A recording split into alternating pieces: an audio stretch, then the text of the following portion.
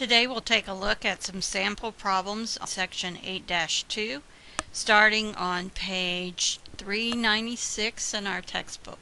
And we'll begin with exercise number 6. Okay, in exercises 5 to 8, do the following. And we're to express the original claim in symbolic form, identify the null and alternative hypotheses. Okay, so in number 6, our claim is when parents use the X-sort method of gender selection, the proportion of baby girls is greater than 0.5. Okay, so our claim is P is greater than 0.5. The latest actual results showed that among 945 babies born to couples using the X-sort method of gender selection, 879 were girls. So, part A, that's our claim. Part B, the null hypothesis would be that P equals 0.5. The alternative would be the claim P is greater than 0.5. Okay, and number 8, this claim is that the standard deviation of pulse rates of adult women is at least 50. For the random sample of adult females in data set 1 from Appendix B, the pulse rates have a standard deviation of 11.6. Okay, so the standard deviation rates of adult women is at least 50. So we're saying in A, standard deviation. Okay. So our null hypothesis would be that P is, or that, excuse me, not P, that sigma is equal to 50, and H sub 1 would be that it is greater than, okay, actually, sigma is greater than or equal to 50 is our claim. That includes equality. And sigma is less than 50 would be our alternative. Okay, in most cases it's going to be equals and then either greater than, less than, or not equal to. Alright, so we'll look at number 8 as kind of a little bit different from most of the problems we would have.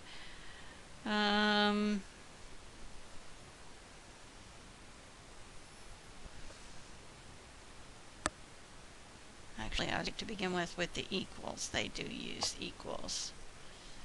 Equals. Okay. So I was right initially. Alright, I was looking at my glasses were distorting the figure, and I thought I had made an error there. Okay, so it is an equal to. Alright, so now in number 10, we're using exercise 6. Refer to the exercise identified. Using only the rare event rule, make subjective estimates to determine whether results are likely, then state a conclusion about the original claim. For example, if the claim is that a coin favors heads and sample results consist of 11 heads and 20 flips, conclude that there is not sufficient evidence to support the claim that the coin favors heads. Okay. So we're going to have to use this sample data. So in number 6 we have 879 divided by 945. So they got 945, 79. Whoops, let me get the right number in there. So 93% of them were girls, so I think in number 10 that it supports the claim. So evidence supports claim that P is greater than proportion of girls.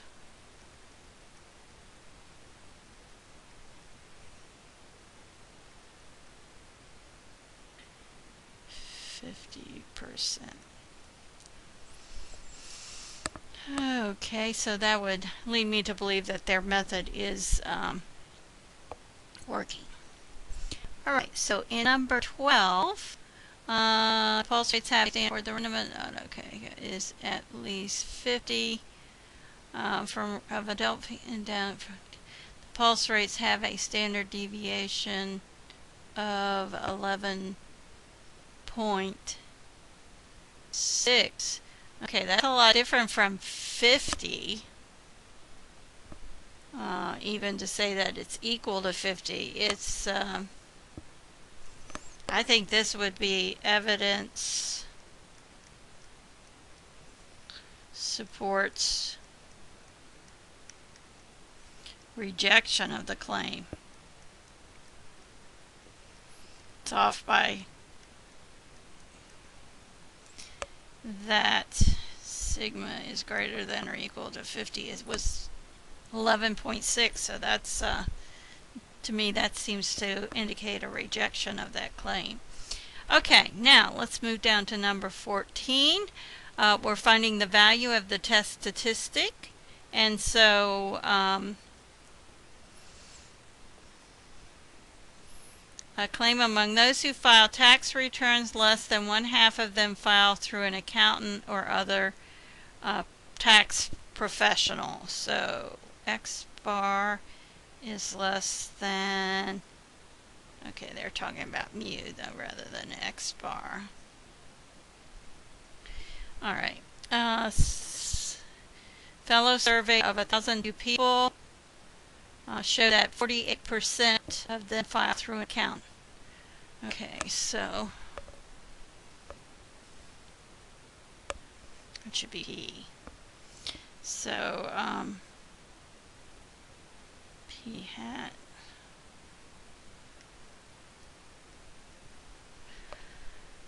All right. That means Q hat would be 0.52. And we want our formula for the test statistic for a proportion. And we have that back in the book on page 387 in table A82. And we take P hat minus P over the square root of times Q. P hat minus P over square root of PQ. And this is another one that I move the square root of n on top so that I have a simplified fraction, except for the radical in the denominator, but okay. So we have P hat, we have Q hat. Okay, P comes from the null hypothesis. That's where P comes from. So the null hypothesis would be P equals 0.5. H1 is P is less than 0.5. So that means Q would also be 0.5. And let's see, what else do we want? Oh, our sample size, 1002.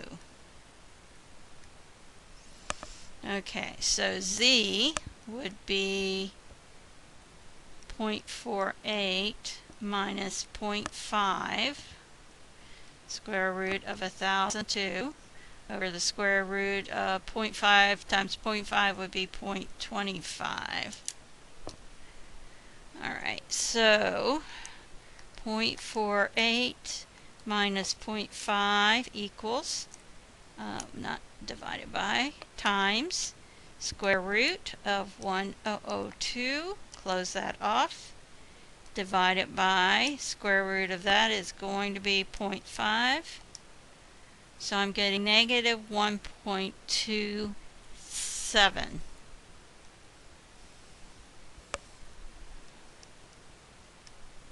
I'm just running off the part being recorded, so I got a negative 1.27 for Z.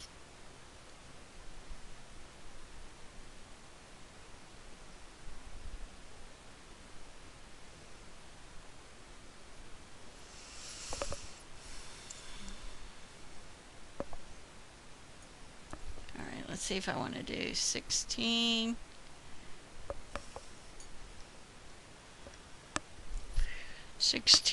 For adult females, the mean of their white blood cell counts is equal to 8.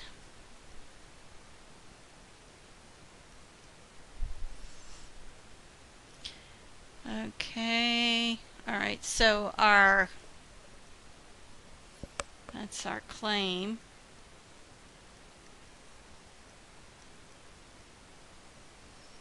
So the alternative would be the mean is not equal to 8.